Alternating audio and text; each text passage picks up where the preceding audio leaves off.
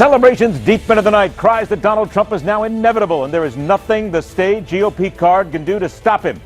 Talk that the Republican Party has been effectively destroyed and is being rewritten before our very eyes. Okay, so what's wrong with that? We are once again faced with the fact that comes around every single election cycle, from the smallest town to the greatest city in the entire nation. Facts don't matter when it comes to convincing people whom to vote for. Why can't we just admit it? Come to grips with reality. Reality? The numbers.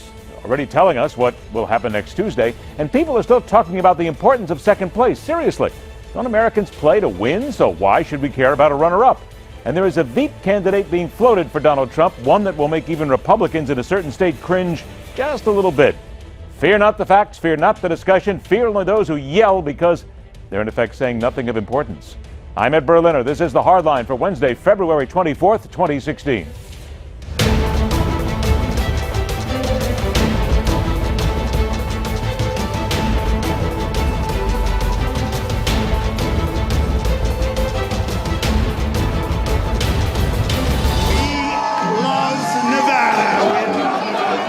People are finally understanding that the country's a business, and we need somebody who knows how to negotiate. I like basically all of his points. The government needs a major overhaul. I think he's going to run the board. I really do. He speaks from the heart, and he's going to make America great again. Thank you, everybody. I love you. Thank you. Donald Trump has not won the Republican presidential nomination, not yet. But with a three-state winning streak, he has the momentum to carry him into Super Tuesday, and then all bets are off if he torches the competition, and could signify he needs to start worrying about and insulting more Bernie and Hillary. But there is a much larger issue here few seem willing to address. Your father's Republican Party is toast. It's over, never to be resurrected again. Trump has changed the dynamic and led us into a truly unknown political world on the right. And those who let it go to hell in a Beltway handbasket in the first place are kidding themselves if they think it can be resurrected, because they are the ones who beat what we used to know as the GOP into the dirt of history. Let's get to it. First, welcome the veteran journalist and current contributor at the Federalist, D.C. McAllister, joined by the senior fellow at the Ethics and Public Policy Center, also columnist at the National Review, Mona Charen. Ladies, I want to thank you so much for joining us. Let's get rolling.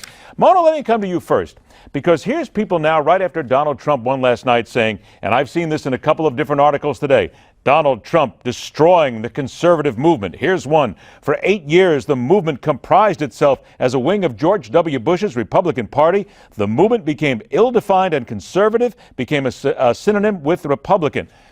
Mona, wait a minute. It's not just rewritten. The Republican Party failed. Don't we have to say that? They failed. They brought the same policies forward. People just don't like it anymore. They only have themselves to blame. Ooh, wow, you packed a lot into that question. Yes, Let me I try did. to unpack a little piece of it, if I may. Please. There is a lot of talk over the last number of years that the Republican Party are a bunch of sellouts, that they don't stand for anything, that we should just burn the place down. And unfortunately, we have now seen in these primaries that that attitude has purchased with Donald Trump.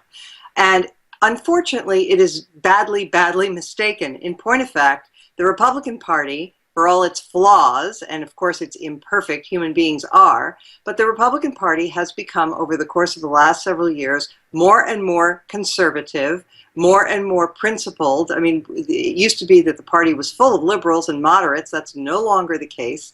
The only thing the Republican Party has lacked in the last 7, 8 years is the presidency. And if we had been able to launch a campaign in which we could nominate someone who could win the presidency while holding the House and Senate, then you would see true conservative reform. With Trump, we are handing the presidency to a lifelong Democrat and liberal. Now, you are espousing the words that many people have said. Bring Donald Trump in, and absolutely you hand it off to the Democrats. D.C., let me bring you in on this conversation now, because this then comes down to what many people believe. The reason that's happening is not because the Democrats are so much better than the Republicans, but the matter of fact is that the Republicans basically screwed this pooch from the very first moment. They made the mistakes. The old guard, look, we hear people saying, we don't want the old guard in anymore. We don't want career politicians. Isn't it then, if you point at the old guard, those people who are the establishment, they made the mistakes and didn't connect with people? That's what people are saying, and that's the message of this election. And, you know, people are looking at politicians who are in Washington and saying, you are not doing the job that we sent you to Washington to do.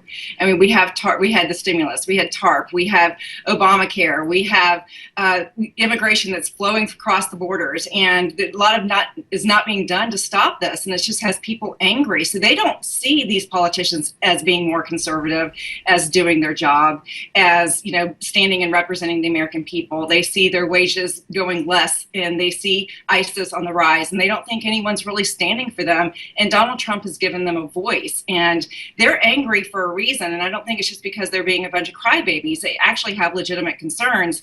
And the very fact that you have Ted Cruz, who's been in the Senate and fighting for reform, conservative reform, and that he has been hated and despised by the establishment types for years now, that, you know, that's an indication that this is not a more conservative Congress and more conservative movement within the Republican Party, that it's actually gotten away from its roots, and also from a more populist flavor that we also see going on with this election. Mona, let's look at something else. Money here. I want to get to the Club for Growth here, because they are now launching a new $1 million attack on Donald Trump. This is now $3.5 million total that they are spending going up against Donald Trump. But are they still trying to push the wrong message here? Because you can spend all the money you want, but if the message doesn't resonate with the voters, with the people, then aren't you just wasting your time? Well, Ed, as a matter of fact, Trump has had the most unbelievable free ride in political history. True. He's gotten tons of free media. Of the more than $200 million that has been spent in this campaign season by super PACs, only 4% of it was anti-Trump ads. So he has gotten a free ride. When the Club for Growth ran ads against him in Iowa, his numbers did dip. He is not 10 feet tall. If the facts are put before the voters that this is a corrupt crony capitalist who has gone bankrupt 4 times. But hasn't the evidence already been out there, though, Mona? Because quite frankly, we've seen it from many different instances. We've even talked about it here. Yeah, well, you follow politics intensively, but I've talked to many people who are unfamiliar with the facts about Donald Trump's life, and with his fragile ego, and with the fact that he has been a lifelong Democrat, and with the fact that he has gone bankrupt 4 times. You know, these are all facts that may be familiar to you because you follow it closely, but the voters may not be as familiar as you are. But do they care? That's the big thing, because we've talked about it. It's been on the wire services. It's been in the major media. It's all over social media. But people say we don't care. What I cannot understand is the point of view that says the Republicans in Washington didn't stop Obamacare, which, by the way, they couldn't stop because they didn't have the presidency. And therefore, we're going to replace them with Donald Trump, who's for an even bigger government health care plan, who's a Planned Parenthood supporter, who is, he is across the board much further to the left of the Republican Party than anybody we've seen. Is it because he just says, I want to blow things up? You hand it to the opposition? It's just mind-boggling to me. Maybe that's it too, really, just blow things up. I hear you, and you're right. That's what a lot of people will say about it. Now, here's something else. When we talk about the old guard here, I want to get back to that few minutes that we have left. Mitt Romney is part of that old guard. He was on with Neil Cavuto. He believes that Trump's financial history may not be on the up and up. He's talking about taxes. I'll pose my question in a moment. Here's what he said. I think we have good reason to believe that there's a bombshell in Donald Trump's taxes. Either he's not anywhere near as wealthy as he says he is, or he hasn't been paying the kind of taxes we would expect him to pay, or perhaps he hasn't been giving money to the vets or to the disabled, like he's been telling us he's been doing. The reason that I think that there's a bombshell in there is because every time he's asked about his taxes, he dodges and delays and says, well, we're working on it. D.C., all of what Mitt Romney said there is true. He dodges. He really doesn't pay attention to the question here.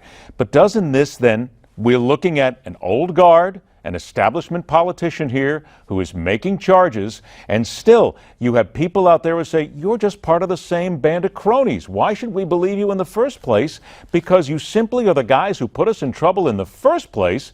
So why should we listen to you or anybody else regardless of what you say? They don't want to hear from them.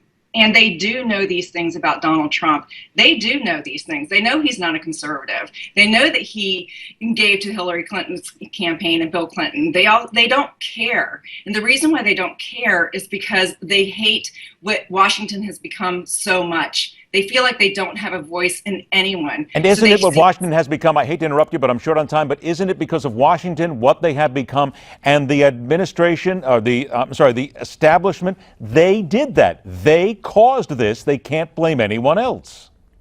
They caused this. They did not do what was right on so many instances. And I know that they didn't have the presidency to overturn Obamacare, but they didn't fight, and they didn't fight. And people just want to see fighting. They want to see that people are representing them and their concerns in many different areas, and not just Obamacare, but many other different areas.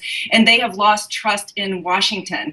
And so they see Trump and they say, he's not even a politician, but we're going to trust him. And we don't care what his life is like. We don't care that he's a strong spiritual leader. We don't care about those things. We just want someone who's going to be strong and stick it to those people, not out of petulance, but because we have not been represented for so long. We want something new. Okay, I got 30 seconds left, and Mona is shaking her head. She's got to get it in here. 30 seconds, Mona. Thank you. It is the opposite of conservatism. Conservatism understands that the revolutionary impulse to grab your pitchfork and your torch and burn things down is the most dangerous revolutionary idea. In every single country in the world where people have taken to those kind of tactics, it has led to disaster. And there's no reason to think that we would be different if we did it here. Trump is everything that D.C. is saying she hates about Washington. He is all those things. He takes advantage of the system for his own personal gain. He has screwed the little guy throughout his career. He is all the things you hate. You are, ladies, I swear we're going to have the two of you back on again, because we have opened this and it still talks about conservatism, what it was, what it is now, and what it needs to be. Both of you are correct. Mona Charen, D.C. McAllister. Ladies, thanks so much. We'll talk to you soon. We'll also talk to you tomorrow night when we bring you all of the debate action and tell you exactly what happened from Houston with special guest Mike Huckabee.